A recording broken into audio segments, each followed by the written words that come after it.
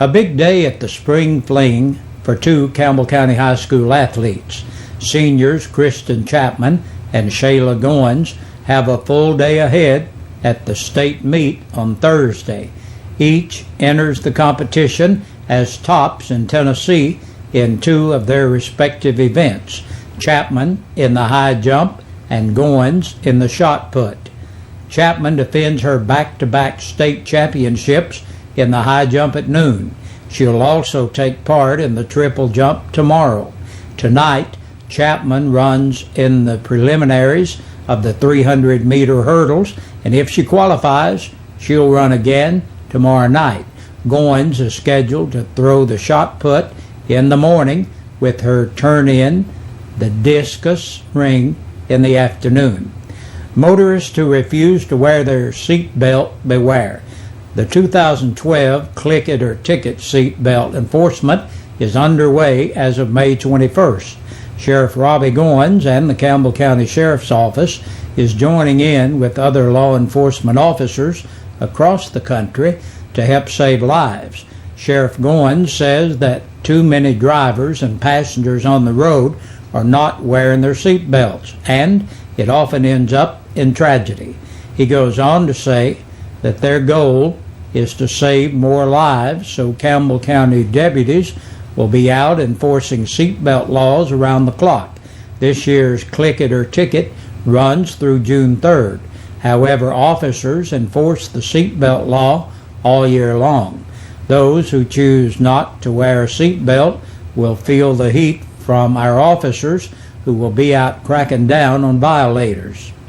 Sheriff Goins goes on to say, no warnings and no excuses. Click it or ticket. Tennessee's state budget is balanced as the 107th legislative session is now history. State Representative Dennis Powers tells WLAF that a smaller, more efficient government is in place and that over the past 2 years, $2 billion have been cut from the state budget. Here's the representative's recap from this year's session. Hello, I'm Dennis Powers, your state representative. We've just ended the 107th legislature in Nashville. And over the past 2 years, what we've tried to do is bring you a smaller, more effective, more efficient government. I feel like we've done that. We've eliminated 1,100 jobs in state government, and by making it more efficient, and like you're doing at home, we've helped cut the state budget by $2 billion. Unlike the federal government, we've balanced our budget, and we have no debt here in the state of Tennessee. I've had the honor to serve on the Commerce Committee with the state, and one thing that we've been doing is trying to improve the economy. And we've done that 7 straight months in a row. We've lowered the unemployment rate. One key to doing that was the government's Jobs for Tennessee program. By promoting the expansion of already existing business in Tennessee, we've done a lot of that by cutting regulation and cutting the red tape. One success story was Volkswagen. They've added 3,000 new jobs, and they're expanding into other counties. And that's one of our number one priority, is to become the number one state in the Southeast for high-quality jobs. And we want to do that by expanding the existing business already into the other state, and hopefully we're going to get some here closer to our county and our district, and we're already working on doing that. Another thing was we revamped our state government by rewarding, retaining, and trying to recruit the best employees in Tennessee. And we want to make sure that we give the best customer service possible. On the Education Committee, we've been trying to improve education with meaningful education reform. And we've done that over the past 2 years. For several years, we've been in the bottom 10 of all states in education. But now we are named in the top 10 for the education reform. Also, our fast-tracked economic development plan is going to expand the current infrastructure and job training programs here in Tennessee. If you look at Knoxville already, it's one of the top 10 cities in America for manufacturing, just name that. So we want to congratulate them and congratulate the achievement of all of the companies here in Tennessee that are expanding their business. Once again, I'm honored and grateful to be your state representative, and I'm honored to be working with such great people at the state level like Governor Haslam and all the people, the Speaker of the House, Beth Harwell, our First Lady Speaker ever, Speaker of the Senate, Ron Ramsey, and all the other state representatives. It's been a collective effort by them, and I'm proud to work with them. You may see Power's complete recap on our web channel, 1450WLAF.com. A medical marijuana grower was robbed in Colorado Springs. So what's the connection with Campbell County? Ashley Bradford, age 23, of 117 Cross Creek Road, La Follette, and 27-year-old Trevor Michael Morris, listed as homeless, were arrested at Bradford's residence in La Follette. The two were fugitives from Colorado, where they are accused of stealing legally grown marijuana and assaulting the residents from whom they stole it. When they were last seen, they were dressed like ninjas. When the Campbell County deputies were notified by law enforcement officers from Boulder, the officers went to Bradford's home and found the two hiding in the shower. And if you're missing Channel 12 on your Comcast cable today, there's a reason.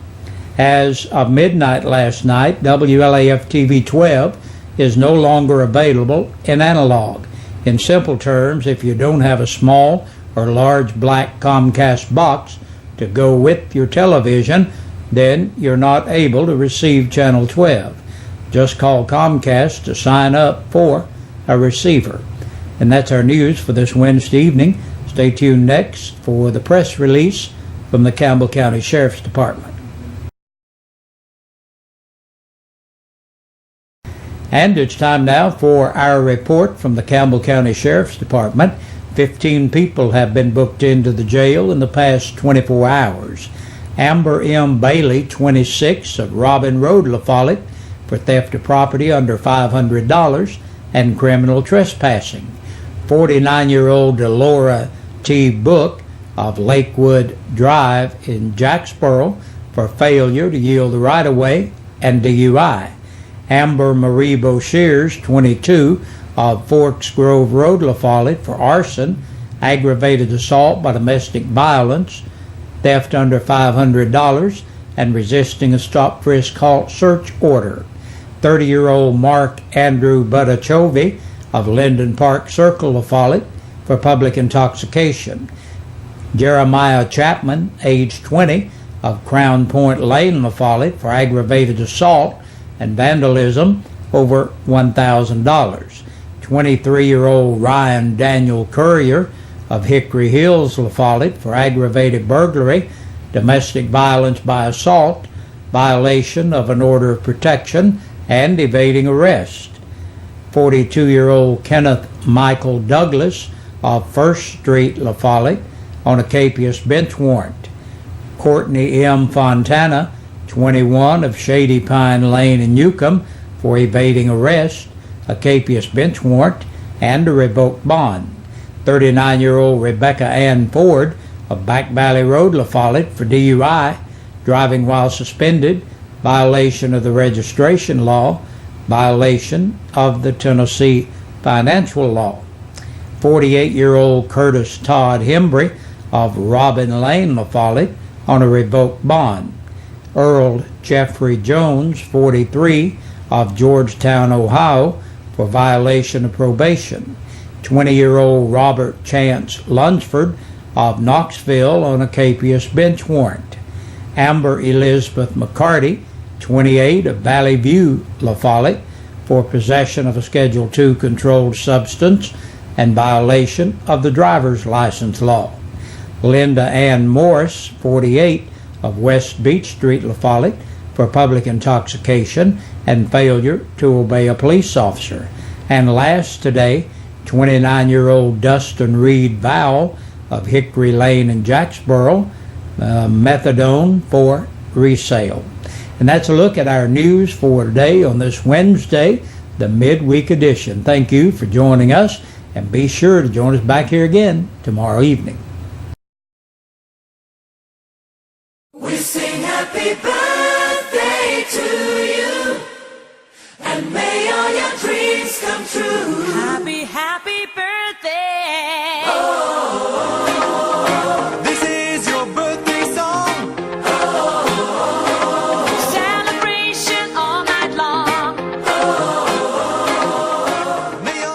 Good Wednesday evening, everybody, and welcome into your birthdays and anniversaries, brought to you by Eastside Pizza and Deli and WLAF. Celebrating a birthday today, Terry Wells starting off our list today. Dr. James Ferris celebrates a birthday today as well. Have a belated birthday here. Brittany James celebrated a birthday. Drew Harmon celebrating 2 years old. I knew a Drew Harmon, but last time I saw him, he was in his 30s. It's probably not the same guy. But Mr. Drew, hope you're having a good birthday today. Belated birthday back here from Sunday, Jerry Hayes, 62 years old. Got another belated birthday here from yesterday, Trevor Boshears, 2 years old. Brent Hope celebrating a birthday back yesterday as well. Virgie Walden celebrating a birthday. Geneva Combs celebrating a birthday. And Millie Carroll celebrates 61 years young today. And I hope all of you are having a very good birthday today. And we don't have any anniversaries for today.